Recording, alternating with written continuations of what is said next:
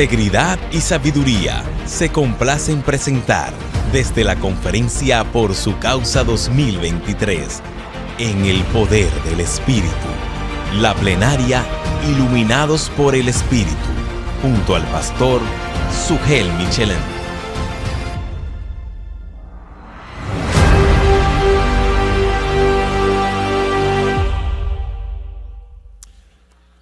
Mis hermanos, es un enorme placer estar de nuevo en Por Su Causa. Y estaba pensando todo el bien que el Señor ha hecho por medio de estas conferencias desde que comenzamos allá en Sanssouci.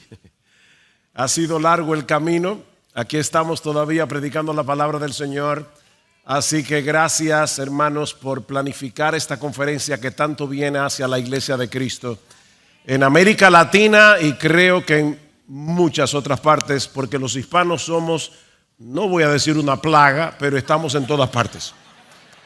Pero yo creo que más que una plaga estamos bendiciendo en muchos lugares, llevando el Evangelio a muchos lugares. Así que es una tremenda bendición. Mis hermanos, leí recientemente que cada minuto nace un promedio de 300 bebés. Cada minuto. Eso significa unos 432,000 nacimientos al día. 432,000 nacimientos al día. A la luz de estas estadísticas, cualquiera diría que el nacimiento de un niño es un evento en cierto modo ordinario.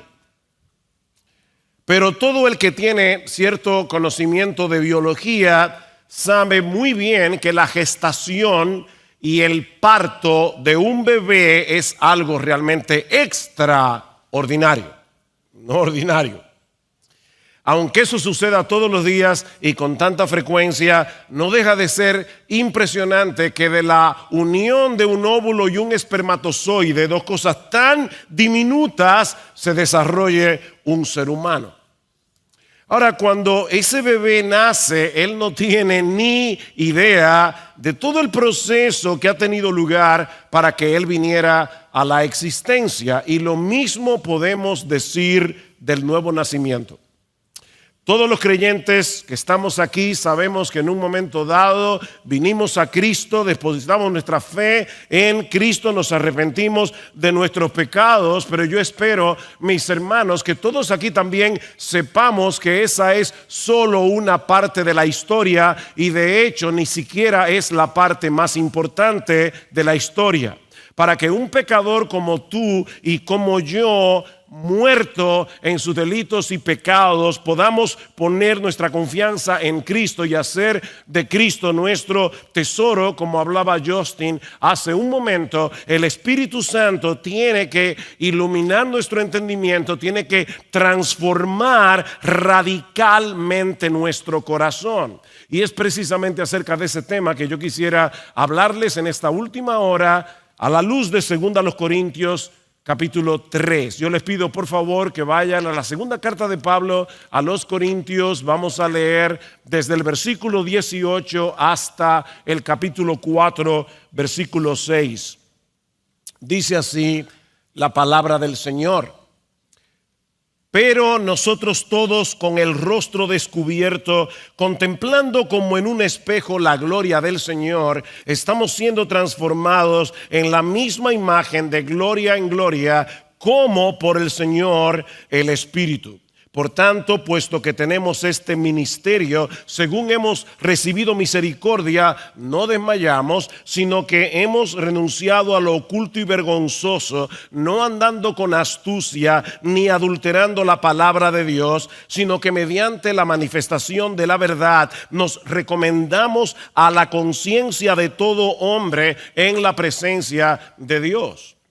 Y si todavía nuestro evangelio está velado, para los que se pierden está velado, en los cuales el Dios de este mundo ha cegado el entendimiento de los incrédulos, para que no vean el resplandor del evangelio de la gloria de Dios, de Cristo, que es la imagen de Dios. Porque no nos predicamos a nosotros mismos, sino a Cristo Jesús como Señor, y a nosotros como siervos vuestros por amor de Jesús. Pues Dios, que dijo que de las tinieblas resplandeciera la luz, es el que ha resplandecido en nuestros corazones para iluminación del conocimiento de la gloria de Dios en la faz de Jesucristo.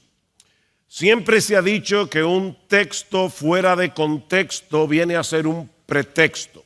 Así que, mis hermanos, antes de entrar directamente a ver lo que Pablo nos está enseñando aquí, veamos el contexto.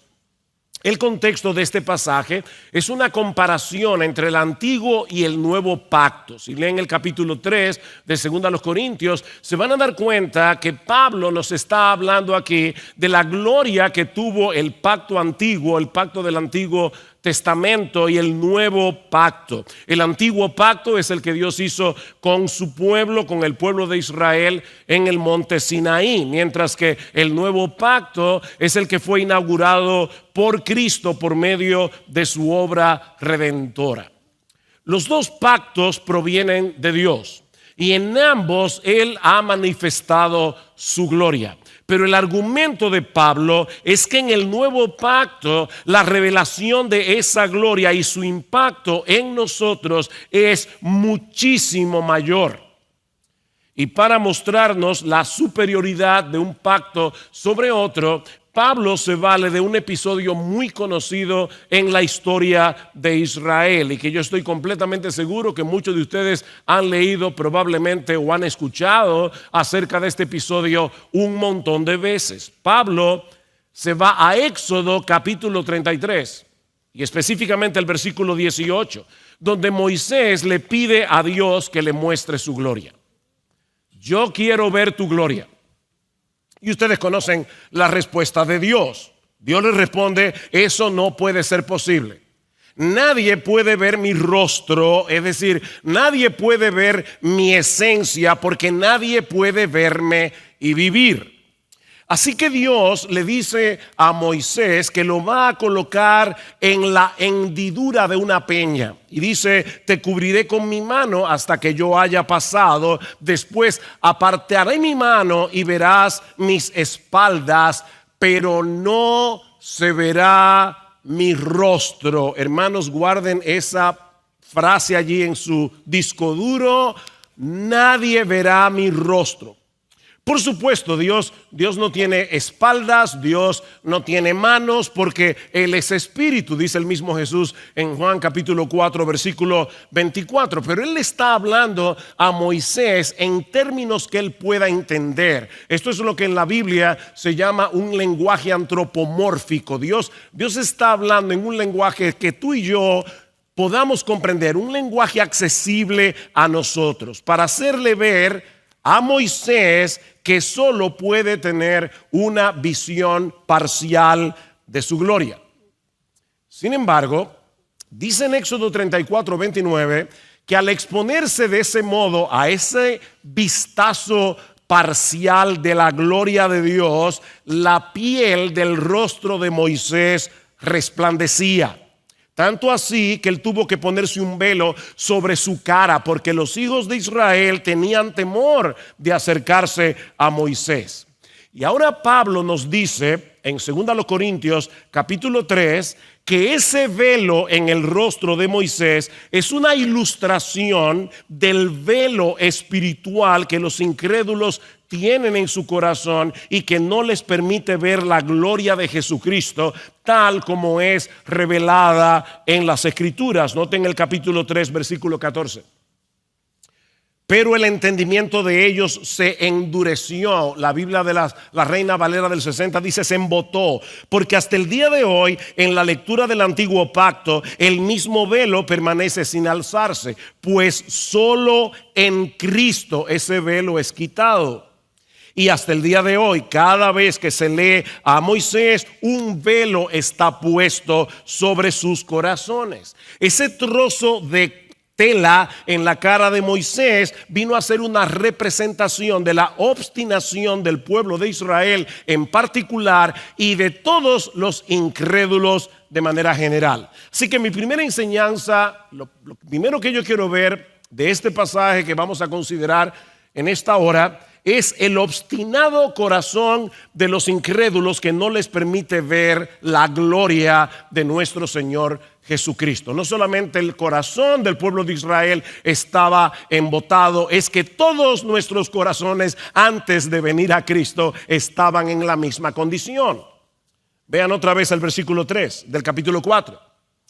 Y si todavía nuestro evangelio está velado, para los que se pierden está velado, en los cuales el Dios de este mundo ha cegado el entendimiento de los incrédulos para que no vean el resplandor del evangelio de la gloria de Cristo, que es la imagen de Dios. El problema del hombre incrédulo, dice Pablo, es que está completamente ciego al resplandor de la luz del evangelio de la gloria de Cristo. Y el diablo, el enemigo de nuestras almas, hará todo lo que esté a su alcance para que el incrédulo permanezca en esa condición. Ahora, cuidado, ojo. No pensemos por eso, pobrecito pecador, que el diablo ha cegado para que no pueda ver la gloria del Señor y se convierta. No, mis hermanos, esta es una ceguera voluntaria y culpable. Un ciego físico es incapaz de ver la luz del sol, pero él no está pecando por eso, porque él no puede verla. Pero el incrédulo está ciego porque él no quiere ver. Él no es una pobre víctima de Satanás que le ha puesto una venda en los ojos que le impide ver a Cristo en su hermosura y ser atraído a él. No, mis hermanos, Satanás no ha cegado el entendimiento de personas buenas e inocentes, sino de los incrédulos, dice Pablo, de los que han decidido no creer, de los que se rehúsan a humillarse delante del Señor. Es por eso que en Efesios capítulo 4 versículo 17 Pablo conecta esa ceguera con la dureza del corazón. Es la dureza del corazón humano lo que nos impide ver que Jesucristo es glorioso. Miren, si ahora mismo todos los seres humanos se quedaran ciegos, el sol seguiría siendo brillante. Si en el mundo entero no hubiera una sola persona que viera a Cristo hermoso, que viera a Cristo glorioso, que viera a Cristo maravilloso, Él seguiría siendo hermoso, glorioso y maravilloso, aunque nadie lo viera. Ese es nuestro Señor. Esta es la condenación, dice Juan capítulo 3, que la luz vino al mundo. Y ahora escuchen, los hombres amaron, es un problema del amor.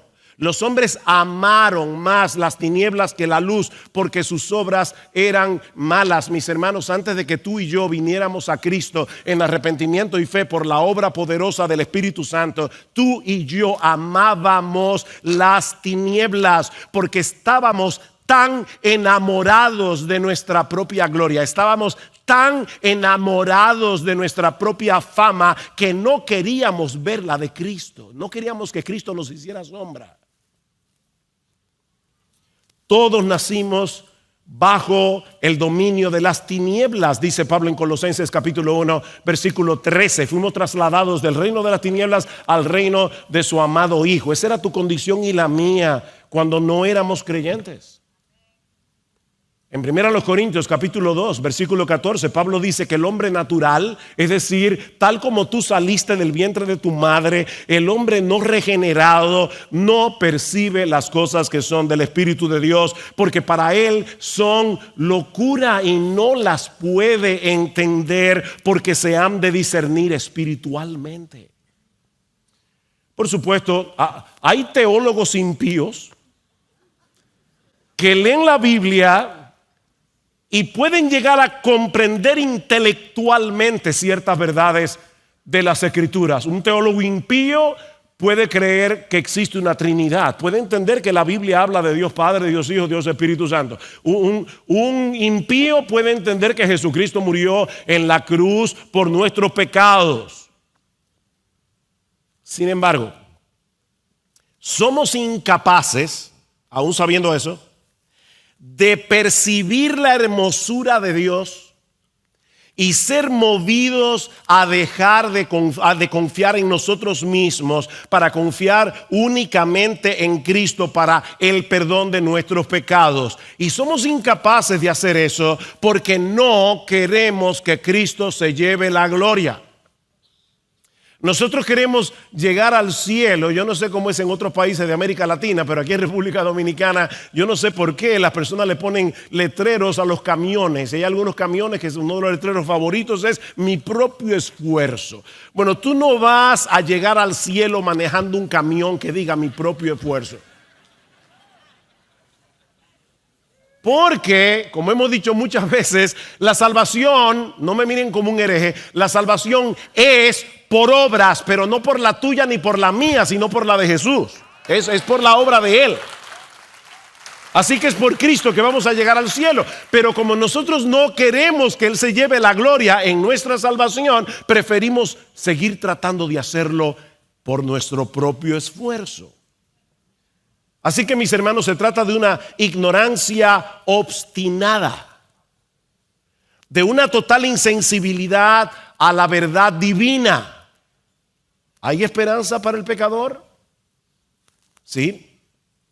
Pablo sabía que a pesar de que esa es la condición del hombre sin Cristo, hay esperanza para el pecador, porque él mismo estuvo en esa condición cuando era un fariseo. Él era uno de esos judíos que leía el Antiguo Testamento y no podía ver allí la gloria de Cristo por causa del velo que él tenía en su entendimiento, hasta que el mismo Cristo se encontró con él camino a Damasco y con el brillo de su gloria lo transformó de tal manera que este hombre llamado Saulo dejó de ser un pecador, perseguidor de la iglesia, y vino a ser el apóstol Pablo. Así de poderoso es el brillo de la gloria de Jesús. Y aunque esa clase de encuentro es irrepetible, lo que le sucedió a Pablo es exactamente lo mismo que ocurre en todos nosotros cuando el Espíritu Santo ilumina nuestro entendimiento. Y eso nos lleva a nuestro segundo encabezado. Ya vimos la obstinada ceguera del corazón humano. Veamos ahora, en segundo lugar, la obra iluminadora del Espíritu en la conversión. Todos los creyentes, mis amados hermanos, pasamos por una experiencia similar a la de Pablo. Solo que en vez de manifestarse a nosotros como lo hizo Cristo con él camino a Damasco, el Señor hace esa obra en nosotros por medio de la predicación del Evangelio. Así que no estés esperando ningún encuentro extraordinario.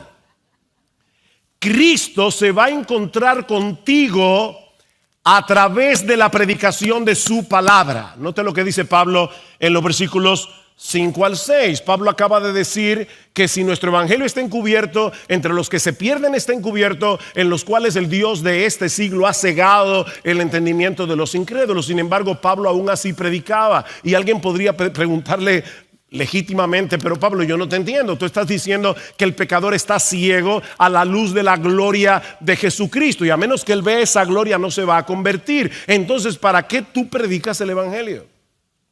Versículo 5. Porque no nos predicamos a nosotros mismos, sino a Cristo Jesús como Señor y a nosotros como vuestros siervos por amor de Jesús. ¿Saben por qué yo predico? Pues Dios, que dijo que de las tinieblas resplandeciera la luz, es el que ha resplandecido en nuestros corazones para iluminación del conocimiento de la gloria de Dios en la faz de Jesucristo. Pablo está aludiendo aquí al relato de la creación en Génesis capítulo 1, versículo 3. Y así como la primera cosa que hizo Dios por medio de su palabra fue crear ¿el qué?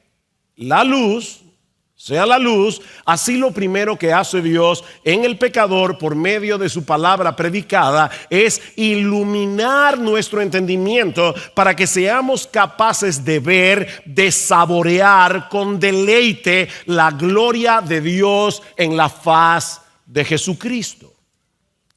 En Génesis 1:3 Dios dijo: sea la luz, y la luz fue hecha. Y lo mismo sucede en el acto creativo de la regeneración. Cuando Dios nos hace nuevas criaturas por el poder del Espíritu Santo, mientras un predicador está exponiendo fielmente la palabra, Dios viene a nosotros y de repente dice: sea la luz, y el Espíritu Santo abre los ojos de nuestro entendimiento para que podamos adquirir una nueva comprensión de las verdades divinas que nos mueven a abrazar a Cristo en arrepentimiento y fe.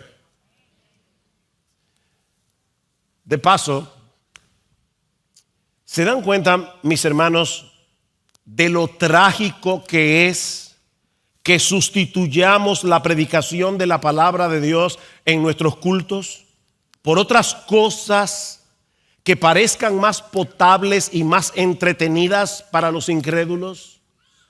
Pastores, predicadores, hermanos amados, nosotros podemos llenar nuestros edificios con programas y cultos más entretenidos y espectaculares, pero ninguna de esas cosas puede resucitar a un muerto. Eso solo puede hacerlo el Espíritu Santo. Y Él lo hace por medio de su palabra. Es en el contexto de la predicación del Evangelio que el Espíritu Santo resplandece en nuestros corazones para iluminación del conocimiento de la gloria de Dios en la faz de Jesucristo. Y cuando esa luz resplandece en nuestros corazones para recibir su palabra predicada, pasamos de muerte a vida, nuestra incredulidad se convierte en fe y nuestra rebeldía en obediencia. Así de poderoso es el rayo de la luz de la gloria de Jesucristo que se revela en el Evangelio. Entonces comenzamos a ver a Cristo con tal hermosura, lo vemos con tal esplendor, lo vemos tan maravilloso que somos eficazmente atraídos hacia Él para deleitarnos en Él por encima de las cosas creadas. Dice Jonathan Edwards, ese gran predicador de la palabra del siglo XVIII, que el primer efecto de la obra regeneradora del Espíritu,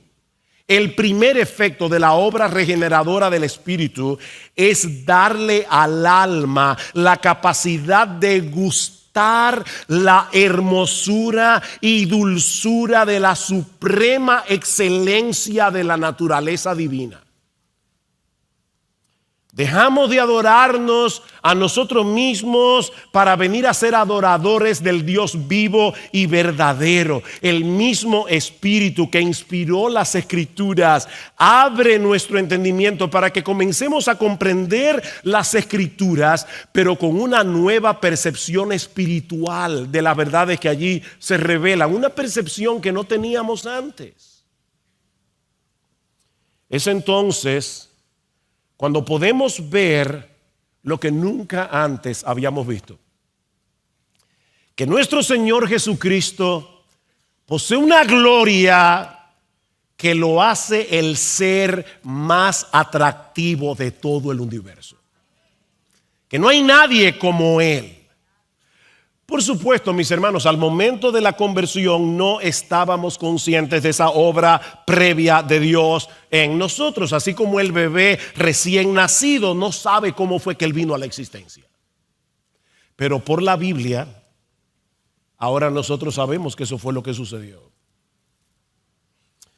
Mi esposo y yo estábamos recientemente en Sevilla e hicimos un recorrido de el recorrido que hacían los condenados en la Inquisición, desde la cárcel donde eran juzgados hasta el quemadero donde eran quemados públicamente.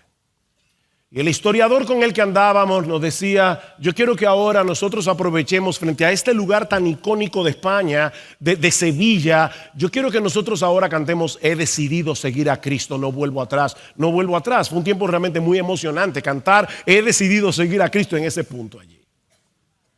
Ahora déjenme hacerles una pregunta, porque lo pensé en el momento que estaba cantando todo emocionado. ¿Es correcto que nosotros cantemos yo he decidido seguir a Cristo? Sí, es correcto. Es correcto. Yo fui que decidí seguir a Cristo. Lo que pasa es que a ese corito le faltan estrofas. Porque nosotros deberíamos cantar he decidido seguir a Cristo, no vuelvo atrás, porque el Padre me ha elegido. Por eso he decidido seguir a Cristo, porque el Espíritu me ha iluminado, porque el Hijo me ha dado vida. O sea que hubo una obra previa para que yo llegara a ese punto en el que yo decidí seguir a Cristo. Y esa obra previa fue la obra regeneradora del Espíritu Santo. La conversión a Cristo, mis hermanos, es un milagro. Es un milagro. Eso solamente puede hacerlo Dios. Dios tiene que abrirnos el entendimiento. Dios tiene que iluminar nuestras mentes. Dios tiene que cambiar nuestros corazones de piedra en corazones de carne para que podamos verlo en su gloria superlativa con los ojos de la fe. Eso solo puede hacerlo Dios. ¿Ustedes recuerdan cuando Jesús en Mateo 16 le preguntó a sus discípulos: ¿quién dicen los hombres que soy yo? Y ellos le dijeron: bueno, algunos dicen que tú eres Juan el Bautista, otros que tú eres Elías, otros Jeremías o alguno de los profetas. Y ahí Jesús les dijo: ¿y ustedes? ¿Y ustedes? ¿Qué piensan de mí? Respondiendo Simón Pedro dijo: tú eres el Cristo, el Hijo del Dios viviente. ¡Wow! Amén. Qué inteligente eres, Simón. Lo que ni los fariseos, ni los eruditos de Israel, que conocen tan bien las Escrituras, han podido ver, tú te la llevaste al vuelo. Qué tipo más agudo. Bienaventurado eres, Simón, hijo de Jonás, porque eso no te lo reveló carne ni sangre, sino mi Padre que está en los cielos. Porque nadie conoce al Hijo sino el Padre. Nadie conoce al Padre sino el Hijo. Y a quien el Hijo se lo quiera revelar. Dios tiene que tomar la iniciativa. Pedro, tú eres un bendito de Dios. Eres un bendito. Porque el Padre te amó. Y porque te amó desde antes de la fundación del mundo, Él te quiso revelar a ti lo que no le ha revelado a esos fariseos orgullosos. Te lo reveló a ti. Por eso eres un hombre bienaventurado.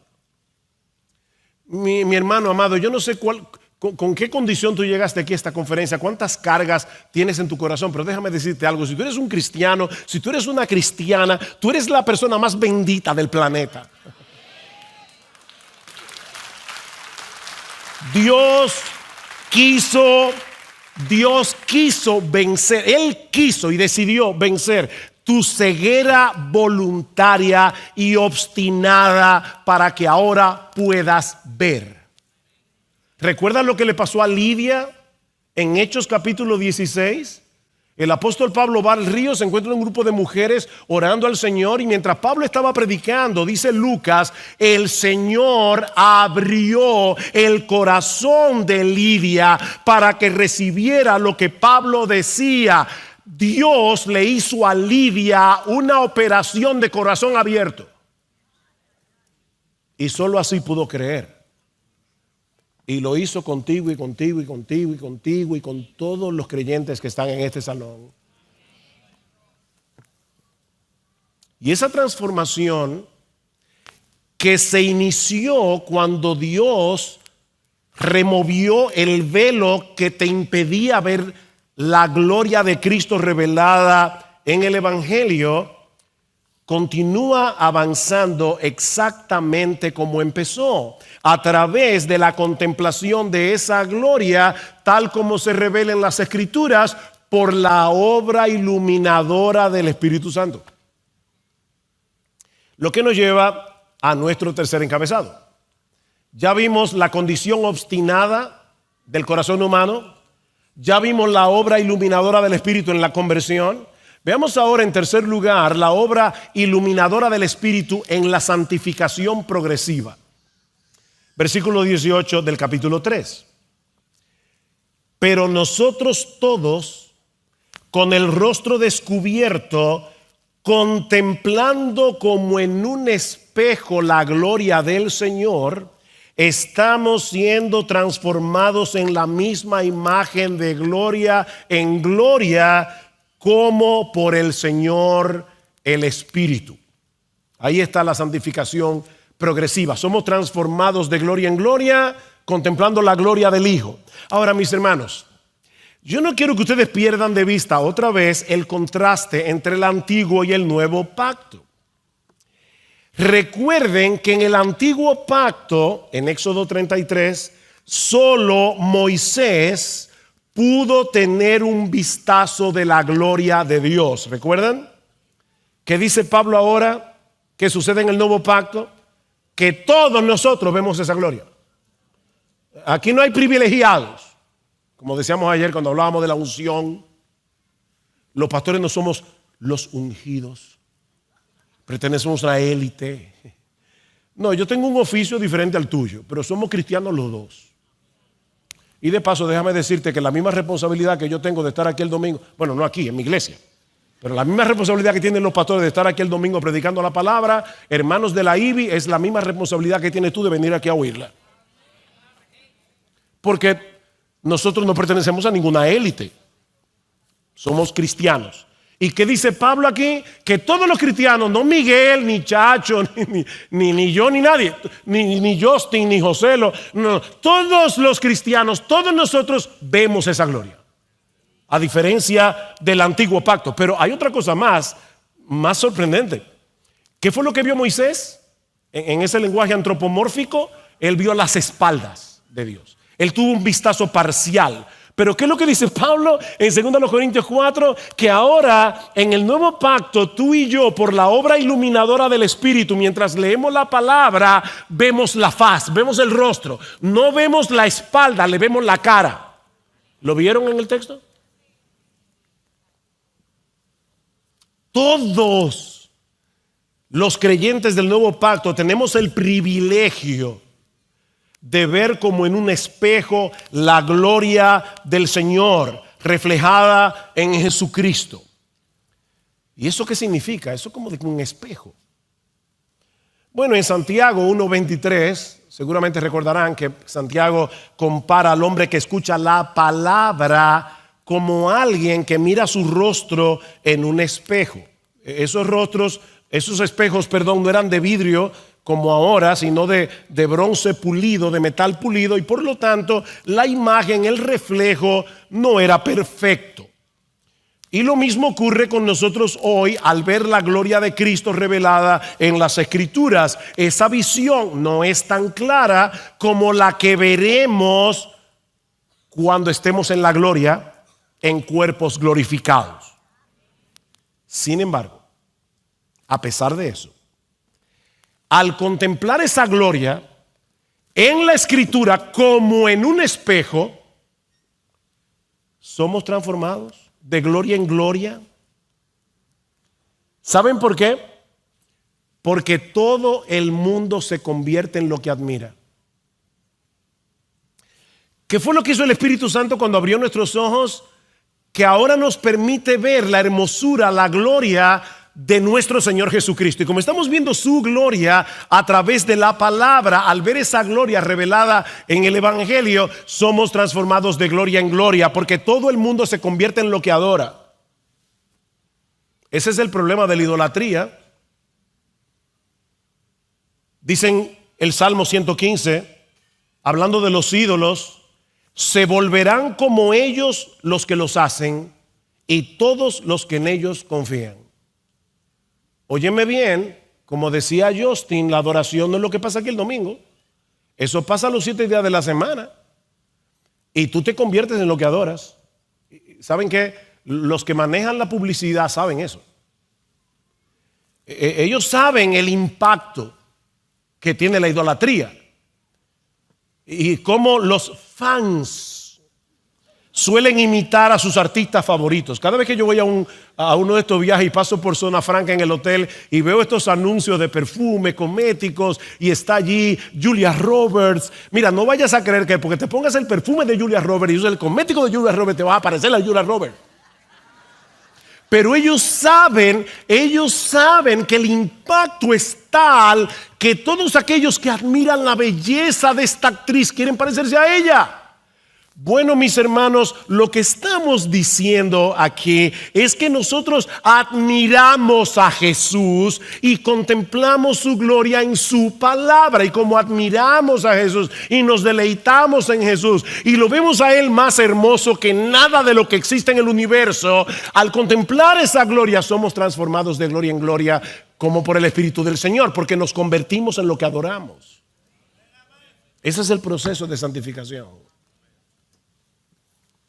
De hecho, lo que va a ocurrir cuando lleguemos al cielo es que vamos a poder contemplar la gloria de Jesús como nunca antes la habíamos visto, y la clara contemplación de esa gloria nos transformará por completo a su imagen y semejanza. Eso es lo que dice Primera de Juan capítulo 3. Cuando Él se manifieste, seremos semejantes a Él. ¿Por qué? Porque le veremos tal como Él es, y todo el que tiene esa esperanza en Él se purifica a sí mismo como Él es puro. Veremos a Cristo, y la contemplación de esa gloria en cuerpos glorificados nos transformará por completo.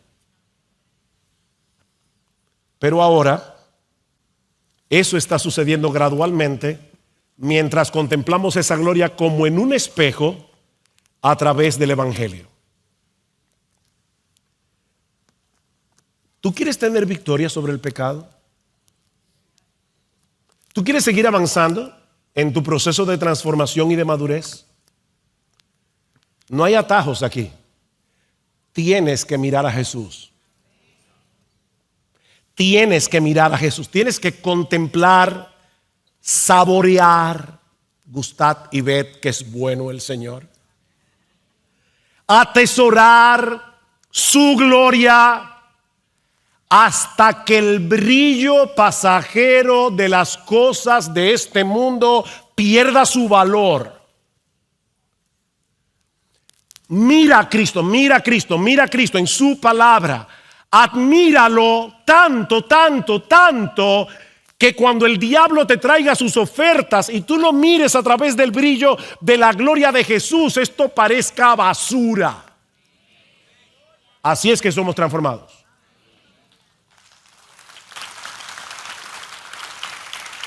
Pero eso es imposible. O sea, no podemos ver a Cristo y crecer en la percepción que tenemos de su hermosura leyendo su palabra sin la obra iluminadora del Espíritu. Necesitábamos esa obra cuando éramos impíos y estábamos en tinieblas, pero la necesitamos todavía siendo creyentes. ¿Qué le pide el salmista al Señor en el Salmo 119? Abre mis ojos y miraré las maravillas de tu ley. El salmista sabía que podemos leer la palabra usando nuestro conocimiento de la gramática y tratar de entender el significado del texto, Pero él quería más que eso. Él quería ver las maravillas reveladas en este libro. Las maravillas. ¿Y qué son esas maravillas? Otra vez cito a Jonathan Edwards. El salmista se refiere, dice él, a las maravillosas manifestaciones de la gloria y las perfecciones divinas presentes en los mandamientos y doctrinas de la palabra. Eso es lo que él quiere ver. Tú y yo necesitamos ver las maravillas que Dios ha revelado de sí mismo, que Dios ha revelado de su obra en su palabra. Pero para eso necesitamos que Él siga abriendo nuestros ojos. Necesitamos más visión. Para que un ciego vea las estrellas, él necesita dos cosas. Primero, visión y un telescopio. Bueno, los creyentes que estábamos ciegos, recuerden, ahora podemos ver esa estrella de la mañana resplandeciente de Jesucristo, porque tenemos visión, el Espíritu Santo nos iluminó y tenemos el telescopio. Aquí está. Pero todavía necesitamos cada día una visión más clara, más clara, más clara.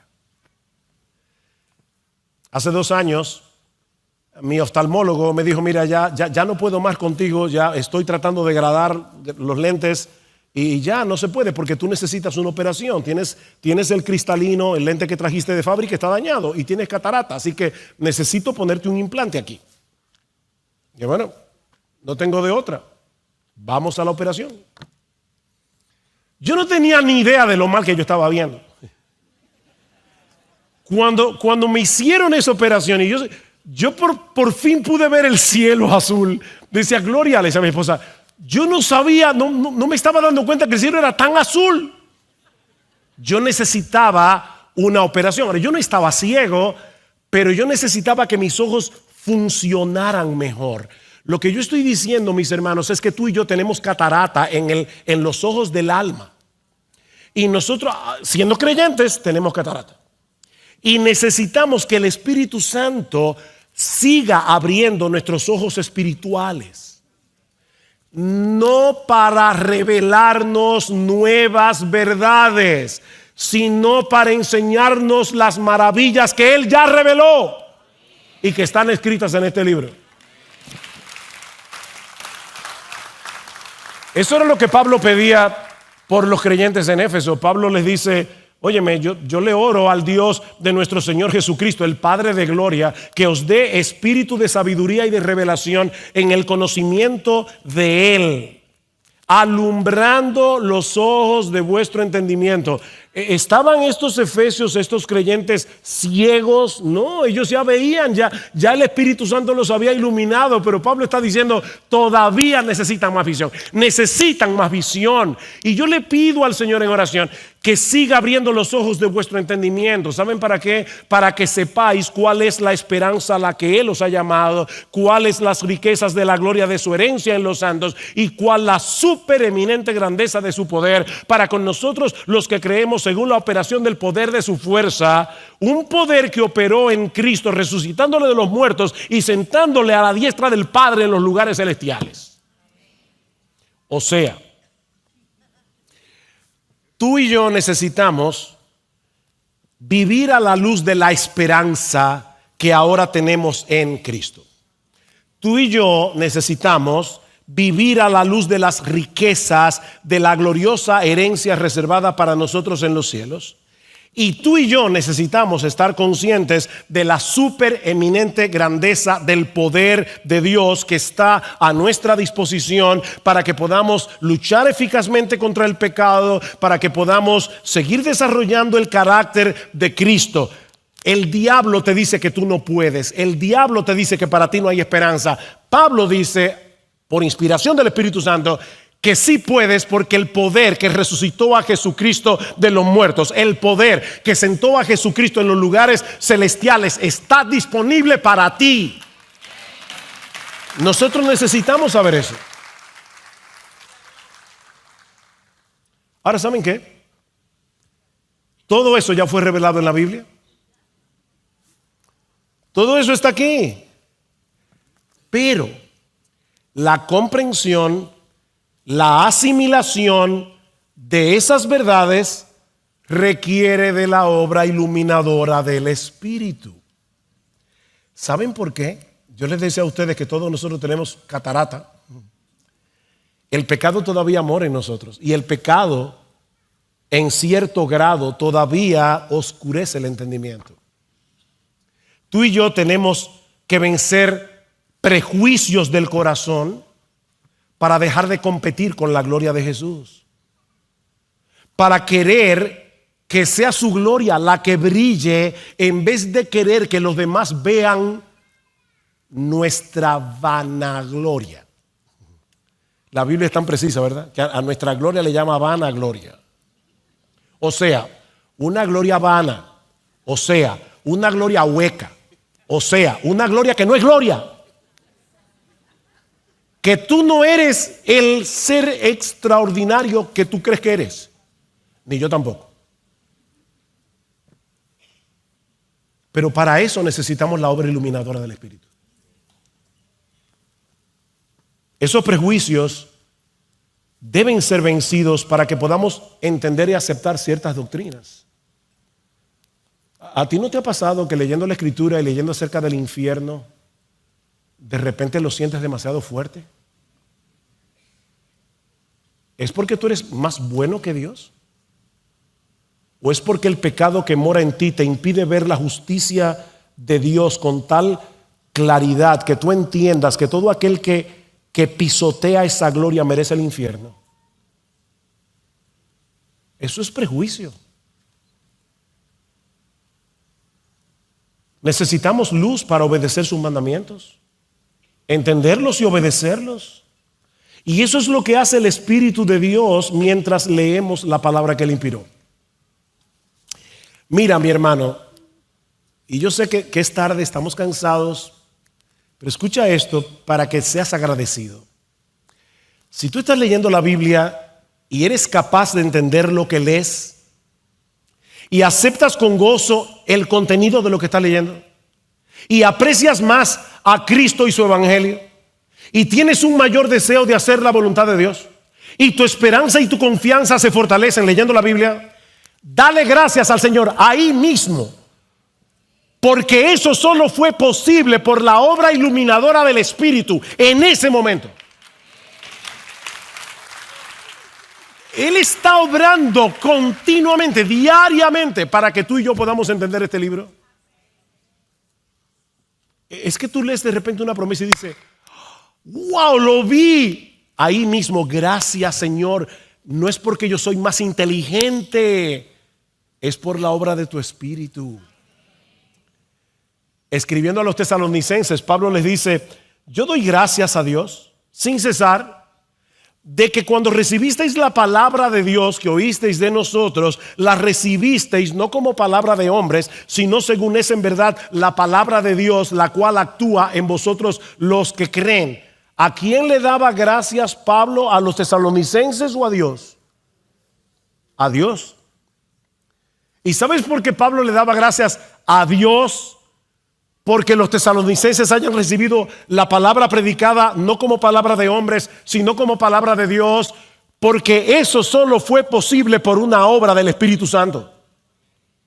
De lo contrario, nosotros diríamos, como dicen muchos miembros de las iglesias, eso es lo que dice Miguel, eso es lo que dice José Agüero. No, óyeme, si tus pastores te están demostrando con argumentos que eso es lo que el texto bíblico realmente dice, eso no es palabra de hombres, eso es palabra de Dios. No porque Miguel sea inspirado, ni José Agüero, ni Chacho, ni Joselo, ni ninguno de nosotros. No somos inspirados. Pero la predicación de la palabra de Dios es la palabra de Dios, dice el Catecismo de Heidelberg.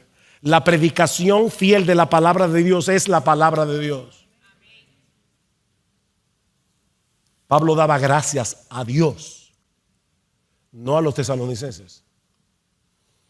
En conclusión, y parafraseando al autor de Eclesiastés, el fin de todo discurso oído es este: Tú y yo necesitamos la obra del Espíritu para ser salvos. Tú y yo necesitamos la obra del Espíritu para ser santos. Eso es todo lo que yo he querido demostrar en esta noche. Sí, es nuestra responsabilidad leer la Biblia con atención. Es nuestra responsabilidad hacer todo el esfuerzo y aplicar las reglas de interpretación bíblica correctas para entender el texto bíblico. Tú y yo tenemos una responsabilidad. Por eso Pablo le dice a Timoteo, Timoteo, considera lo que digo. ¿Sabe lo que dice el texto? Literalmente en el griego. Timoteo, dale mente a lo que digo y el Señor te dará entendimiento en todo. ¿Ven? Yo hago mi esfuerzo de entender, dale mente, y en ese esfuerzo el Señor te dará entendimiento, porque Dios no ha prometido bendecir a vagos. Pastores, el Señor no ha prometido bendecir a vagos.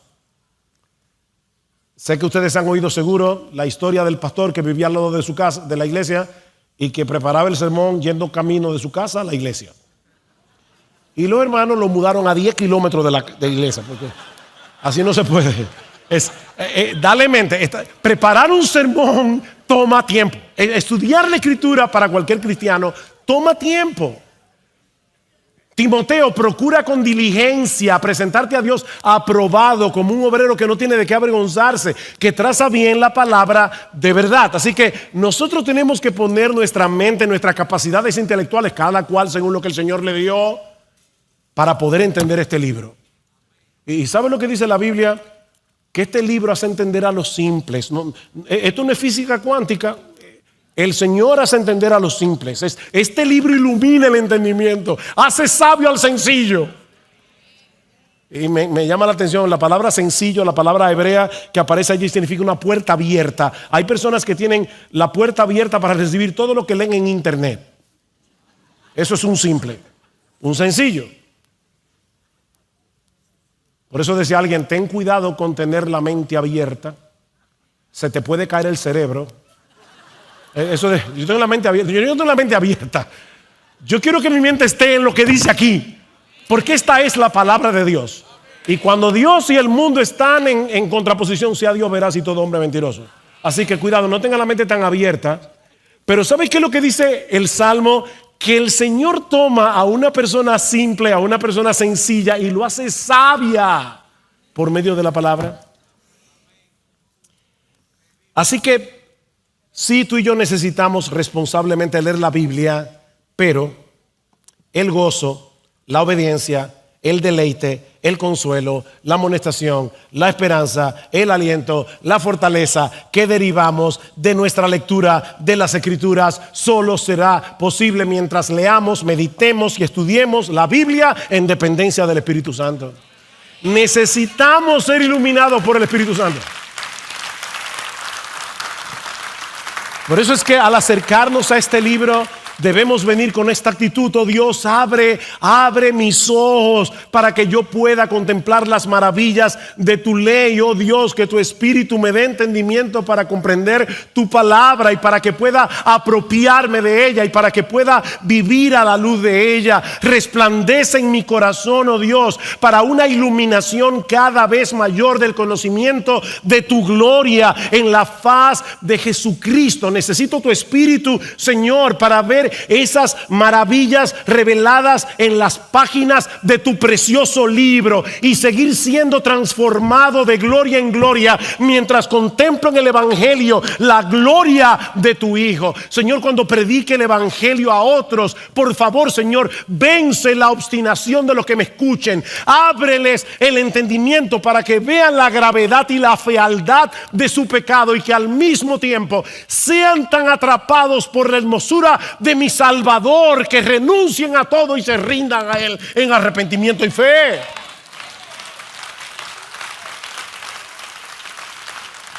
Oh, mis hermanos, que el Espíritu Santo se derrame con poder sobre este auditorio, para que la palabra predicada, no solamente ahora, todo lo que ustedes han escuchado a lo largo de este fin de semana y lo que van a escuchar mañana, obre eficazmente en cada corazón. Por un lado, venciendo la obstinación de algunos que probablemente aquí están sin Cristo, o que sean atraídos hoy de la muerte a la vida y que vengan a Cristo en arrepentimiento y fe, y que ese mismo Espíritu obra en nosotros los creyentes para que tengamos una visión más brillante y deleitosa de la gloria de Dios en Cristo, de tal manera que contemplando esa gloria sigamos siendo transformados de gloria en gloria en la misma imagen, como por el Espíritu del Señor. El Señor bendiga su palabra. Amén.